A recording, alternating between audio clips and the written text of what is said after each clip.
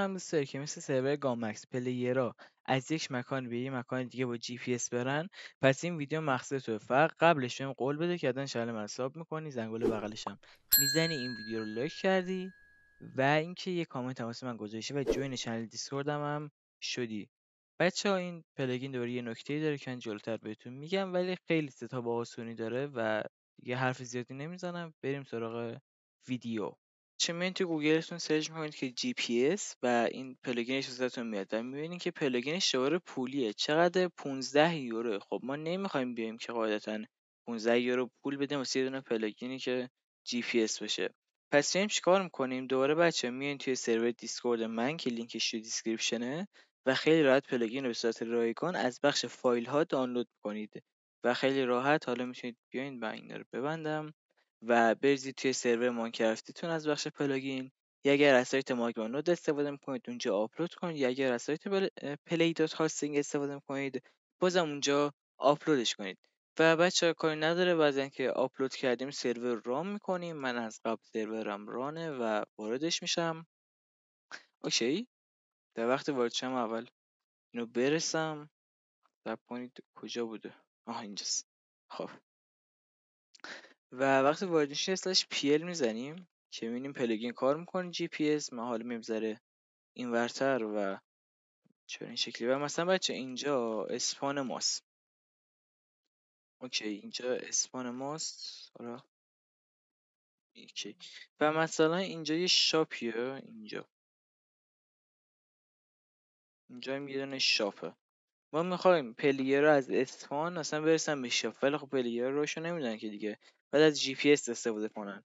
برای همین ما میایم از این پلاگین استفاده میکنیم. اوکی. خب ساختش بچه خیلی آسونه. چند تا کامند مختلف دارین جی پی اس شاید گیجتون کنه. یعنی یه اسلش جی پی اس داره که واسه پلیراست، یه اسلش جی پی اس سی داره، یه نه اسلش کامپس داره که حالا این زیاد مهم نیستش. ما واسش جی پی اس سی کار داریم. اوکی اینو میزنیم و اینجا کامنتش واسه هم باز میشه. ای ساکت شد دیگه. و اینجا میبینیم که سه مختلف داره بچه. اول باید بیایم مثلش جی پی اس سی ادیتور رو بزنیم تا ادیتور واسه هم فعال شه. بعدش میایم میزنیم مثلش جی پی اس کریت اسم. حالا مثلا من اسم میذارم هاب مثلا میذارم هاب و میگه ادیتورت اکتیو نیستش. ادیتور من دی اکتیو شد. یه بار دیگه میزنم تا ادیتورم اکتیو شه. مثلش جی پی اس کریت هاب و میگه هابت اوکی شد. حالا مثلا ما میایم اینجا و اینجا هم داریم میزنیم مثلا جی پی اس سی کریت و این دفعه مثلا میزنیم شاپ. اوکی این دوتا هم ساخته شدن. حالا اینو ببرم مثلش تایم ست هم بزنیم. اوکی. و حالا من میخوایم این دوتا رو من وصل کنم که پلیر بتونم به هم برسن. بعد چیکار کنیم؟ میزنیم مثلش جی پی اس سی سلکت. خیلی راحت و میایم اینور میزنیم اسلش جی پی اس و کانکت. تمام موقع این دوتا هم کانکت شدن. حالا مثلا ما میایم و اسلش جی پی اس استارت رو میزنیم و مثلا میخوام برم شاپ. الان خیلی راحت میگه که میتونی بری شاپ. خب الان ولی بچه اگه یه پلیر دور باشه مثلا اینجا باشه و بزن اسلش جی پی اس استارت شاپ نمیاره. میگه چون یک نقطه نزدیک نیستش که راه بدون پیدا کنه. چون که بچه باید از هر نقطه راه بتونه پیدا کنه، خودش نمیتونه پیدا کنه. مثلا اگر اینجا یه دونه راهه من بخوام اینجا برم، این باید راهش بهش نشون بده. مثل همینی که اصلا اینجا هم تو خود سایتش نشون داده. اگر ببینید میگه که باید راه ها رو بهش نشون بدید تا او که خودش بفهمه. مثلا خب ما الان میخوایم بریم اینجا، ولی به جز این یه دونه مثلا یه جای اینجا داریم، یه دونه هم مثلا اینجا داریم. اینجا کی میکنیم؟ یه دونه مثلا اینجا داریم. بعد چیکار کنیم؟ مثلا اینجا چوب فروشیمونه. مثلا حالا میزنیم اسلش جی پی اس و مثلا جی پی اس سی کریت و مثلا میزنیم چوب و ساخته شد. حالا میایم اینور مثلا اینجا میذاریم اسلش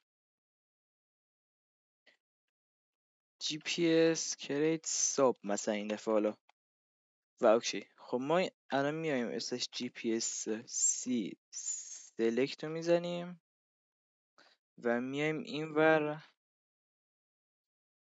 بیام اوکی جی پی اس سی و کانکت. این دوتا هم کانکت شدن. حالا من میایم اینجا یه جی پی اس سی سلکت رو میزنم و میام این دفعه این ور و میزنم اسلش جی پی اس سی و کانکت. الان اینم به این وصل شد و الان اگه بچه من بیایم اینجا و یه تست بکنیم مثل جی پی اس سی و مثل جی پی اس استارت و شاپ رو اگر بزنم ببینیم میاره. شاپمون اینجا بود. خب این شاپمون بود. اوکی نه شاپمون اینجا بود. میگه بیا این ور و این ور و این ور چون که راهش اینجا مشخص کردیم. حالا برای همین ما باید بیایم دوباره یه راه دیگه هم اینجا مشخص کنیم. بزنیم مثل جی پی اس سی و سلکت و بیا اینجا و بزن جی پی اس کانکت و خیلی زیاد اینو هم کانکت شدن. حالا یه جی پی اس سی استیک هم داریم که با این میتونیم کانکت کنیم هم دیگه. مثلا یه اینجا من بسازم و الان بیام و مثلا به این یکی کانکتش کنم اگه کنم. اینا این شکلیه که مثلا اینو وقتی میذاریم مثلا جی پی اس سی سلکت و الان مثلا میایم به این کانکتش میکنیم. اینا با هم کانکت میشه. اینا مثلا راهی که چیزی نداریم و میخوایم بسازیمه. خب بچه این ویدیو هم تمام شدش و اینکه امیدوارم از این ویدیو خوشتون اومده باشه. تا ویدیو بعدی خدا نگهدار.